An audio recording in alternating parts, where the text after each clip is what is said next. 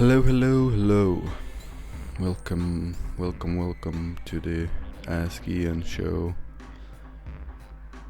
Today, or tonight, or morning, or afternoon, lunch, brunch, wherever you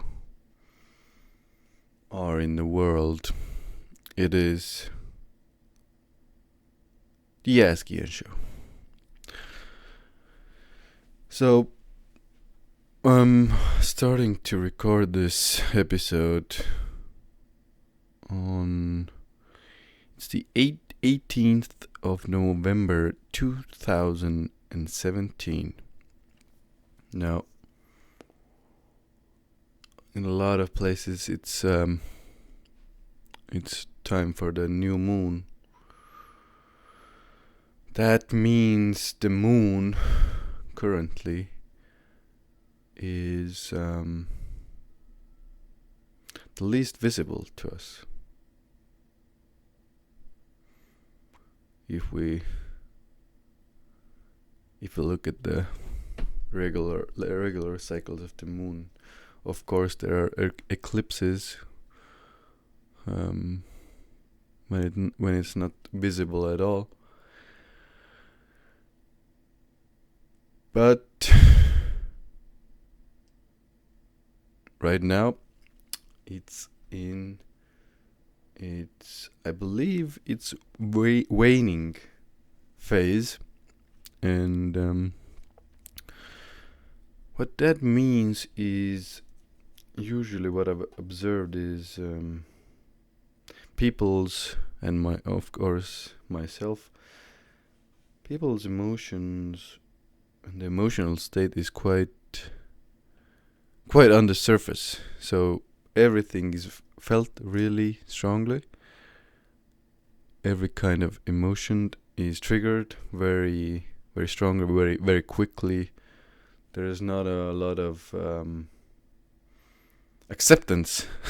Let's put it that way. So it's very rah. Lot of emotion, lot of I would even say aggressiveness very often.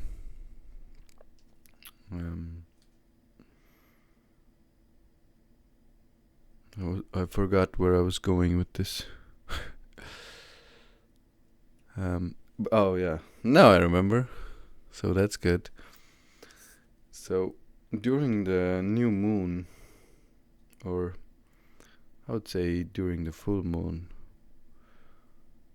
it is advised a couple of days, like on the literally on the dates, like a couple days before, let's say one day before and one day after, during those extreme energetic, let's call them explosions, it is advisable a little better to slow down a bit, take a breather, do some research, maybe some soul searching, meditation, quiet exercise, stretching, rest, drink water, drink mineral water a little. Obviously these are very general recommendations, but I believe they can serve a purpose, even if your individual let's say chart or natal chart is or has some more difficult aspects during the new moon or the full moon cycle. These will still be good to do. And after that cycle is over, it's Now that's when the action starts. That's when the creation in the metaphysical world picks up and it starts moving faster. So you have to move faster. So that time before is actually before, or is actually for just resting, evaluating, seeing where we are as humans, and as a family or as an individual. And what I've observed during those, let's say, more intense days, during moon cycles and moon, let's say, astrological events, is to add to the extra sense of sensitivity. For example, if your dreams are, or if you dream a lot, then usually my dreams are more vivid, they're more intense, I can remember them better. It's as almost like the veil, like a lot of teachers or people say that the veil between the other realms, the spiritual or etheric realms, is thinner, and information or guidance is more easily accessible. Now, obviously, if you're a CEO, you're like, what are you talking about there, Ian? Like, why is that important to me? But I believe that's very, very, very important to you, because you have to make a lot of tough decisions day to day, and if you're open to it, the guidance to make those decisions better is there, and it's more accessible during those moments, during those times when the veil is a little thinner. And what I want to say is that you should, or it's strange to say you should, but it's better to take it a little slower. Listen, observe, write, see what comes up, listen to what others have to say, or listen to what you think or feel about a certain situation, and you might be surprised of what can come up if you just take small moments of those inner orderings, or inner workings that are so valuable and important, in my personal opinion. So why is this important? I have a very good example of this right now. I just literally finished my meditation, or being with myself practice that I do, and I was literally asking, like, why am I so emotional? Why so, like, it's I can literally feel everything, and it stings. Everything stings a lot more. It's quite painful, actually. So what came up for me is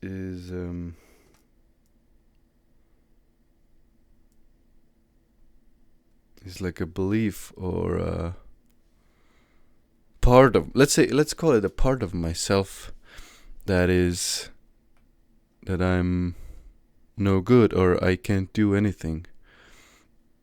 In the end, it's still, I'm not good enough.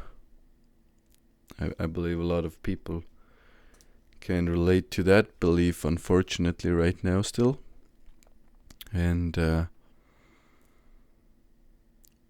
after the knowing came to me, at first I was like, oh, God, again, like really, again, I'm still not good enough. And in a way, yes, but it's not about even in that moment being good enough. I believe for any of us, it's realizing the part in us, within us, or in our thoughts, and just seeing it, accepting it. Hey, I am not good enough in a lot of ways. I can't do, I don't know, what was that I was doing. I was doing something, some task before. Okay, let's say I'm not good enough at IT things. A very common thing in today's world, and it is actually true. I don't know a lot of stuff about IT that maybe I should know about or I want to know about. And that in my mind, like in my crazy mind, meant that I'm not good enough. And then like the feeling or the idea of not good enough is not okay. So I started suppressing, not acknowledging that I feel not good enough. So everybody in my outside experience started yelling at me, almost, not even almost, but they started yelling at me and saying, "Ah, you're doing this wrong and you're doing this wrong," and I'm like, and I'm yelling back at them, and I'm, what the hell is going on here? Why is all this yelling and emotional triggering going on? And obviously, a lot of the things they said about me, I don't believe are true. Like right now, looking at them, but some they are probably. But the important part here is the reaction, like the emotional reaction. It's like everybody else is reflecting back at me the part of myself that still believes I'm not good enough, or I'm bad, or I'm worthless, let's say. And I can't do many things, and that means I'm worthless or not lovable or not good enough. And if you ever have tried or done your best to sit or be with the belief or idea or the knowing that you are not good enough, it's pretty hard. But when we look at it objectively, just look at the idea or the thought itself, it's actually just a thought. Now the problem starts when we start to believe in this thought. I'm not good enough. I can't do this, or I did this wrong, or let's even put it further. I did this thing. I have a good example. I play basketball, and I did some plays that I did them differently than other people would have wanted, and they started yelling at me. So now, instead of just listening to them and realizing, okay, so they are triggering something in me, I started yelling back at them, like, hey. And part of it was right, because part of it was in like healthy self-defense, and I believe that's good. Like having boundaries and not having people walk all over me. But one of the things I could have done instead of yelling is just realizing what it is that they're triggering inside of me, like the pain or the pain itself comes from the thought that if I do something that is not pleasing to others or likable by others, then I'm not loved, that I'm not good enough, and that's scary. And it is scary. In that moment when we resist it or when I resisted it, that's where the fight in my part on my part comes from. So what I realized just a few moments ago was the actual fact that after that situation I suppressed the part of me that was feeling maybe really bad about myself and not good enough, or thinking that I was not good enough for them and for the world. And I let that carry on or onwards to other relationships, and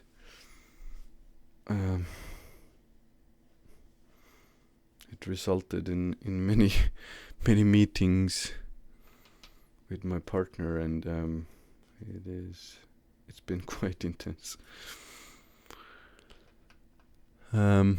Obviously this isn't like it's all my fault and they should say shitty things to me. Not at all. Obviously you should stand up for yourself if you feel like they're doing injustice to you. But it's important as well to reflect and understand what is going on inside of us, so we can get a better understanding of the situation at hand. And one other thing here is like the actual personal power part comes in. Like when you have that thought or the belief, people who are not well intentioned, let's say, or maybe sometimes they are well intentioned, but they have also subconscious patterns and triggers that they aren't always aware of. They are able to literally feel that part, and start feel that part that is not good enough in me or some others, and like twisting it or nagging at it or poking it.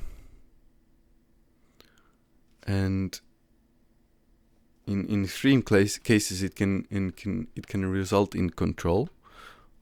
Unfortunately, people can start controlling. Oh, they think like this is how it would look like, is that people understand that saying shitty things to you is a way of controlling you, is a way of getting you to do those things they want you to do, and they must start using that as a kind of weapon against you. But if you yourself, or I in this case, am able to be with that part of myself and be okay with that part of myself that is not good enough, then they have no power. Then the power is mine. Because whatever they say to me, I can just, yep, that's how it is. I am not good enough. And I can't do a lot of things you want me to do. That is true. But if I'm afraid of losing their love, unfortunately they have the power again. So, I believe the best, how I can describe this is, we have to be in a constant state of allowing of our inner experience, and at the same time be literally aware of our boundaries. And when it gets too much, like it goes into abuse or like very malevolent behavior, and then we have to step in with some more fierceness. But there's a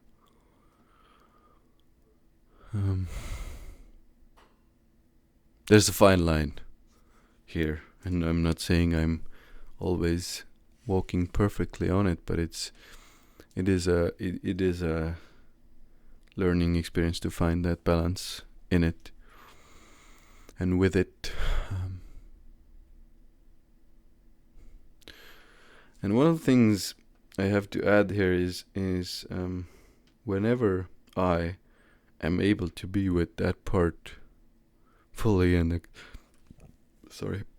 accept it as it is, and accept myself that I am not good enough and I can't do all the things, and I'm okay with you losing or not giving my love, or not giving your love to me.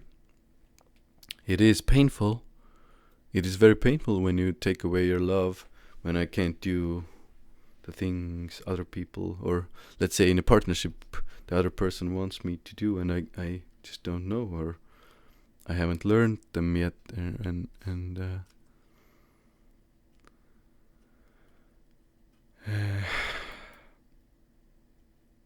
it's very hard to be in those places. But it's those times when I've been able to just accept it fully. Like, yeah, that's how it is, and I really can't do anything about it right now.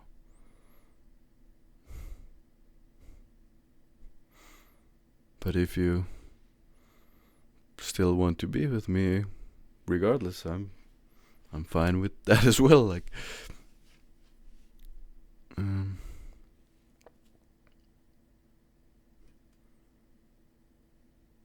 so the key here is literally knowing yourself, knowing what's going on in ourselves, accepting those parts that are in ourselves and within ourselves.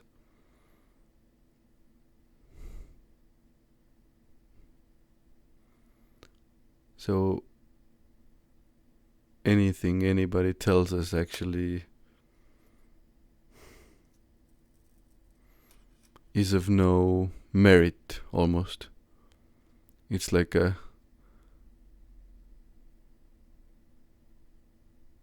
real knowing of oneself. So if anybody tells us anything or says something to us, then we have a clean filter where we let it through. Like, oh, okay, they provided me this feedback. Okay, this is making me feel like I'm amazing. Let's say, like, I'm totally amazing. Just said I'm totally freaking amazing. Now, like, is that really true? Yeah, I have a part of myself that is pretty amazing. But if I start to go into the other extreme of, oh, I'm so amazing, and I'm so entitled to everything, then it goes out of balance again. And you become an asshole, basically. A self-entitled asshole who thinks they're better than others. But if you can receive the compliment or the energy of hey, you're amazing, with this type of balanced approach, like, hey, thanks, I have been working a lot on myself, and I've been practicing my, I don't know, spiritual practices, and I've been doing good work, and yeah, I feel pretty amazing and good. But there are still parts of me that, man, maybe they're not so amazing. And you're just constantly aware of your own amazingness and your lack of amazingness. So you just do and are from a balanced, healthy, emotional state. I know it sounds very good, or maybe it sounds confusing. I don't know. If it sounds confusing, let me know. I'll try my best to describe it even better.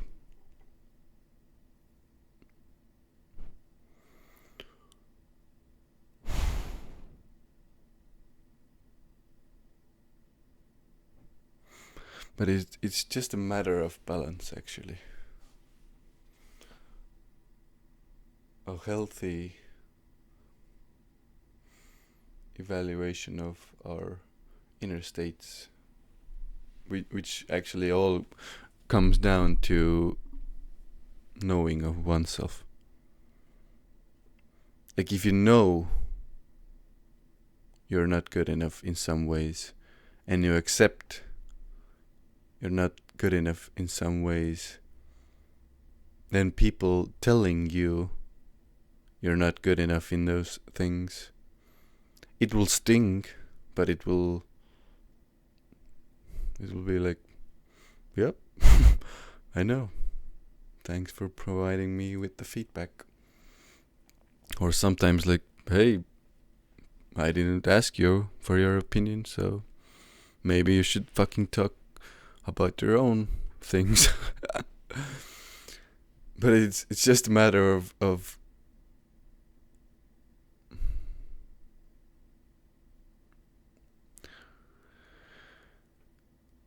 it's just a matter of deeply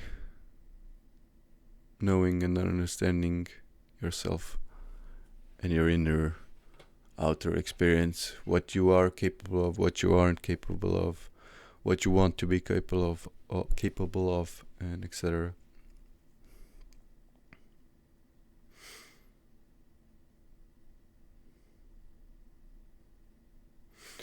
Because there is a no, I'll leave that. I know I wanted to go into another topic, but I'll leave that. I'll leave that for another episode, because this is another half hour for sure. And I don't feel like going into it right now. So hopefully you understand what was just shared here. And if you want to know more, ask in the comments or send an email. The email's in the description below. Hope to hear some questions, definitely. I haven't had a question for a while now. Yeah,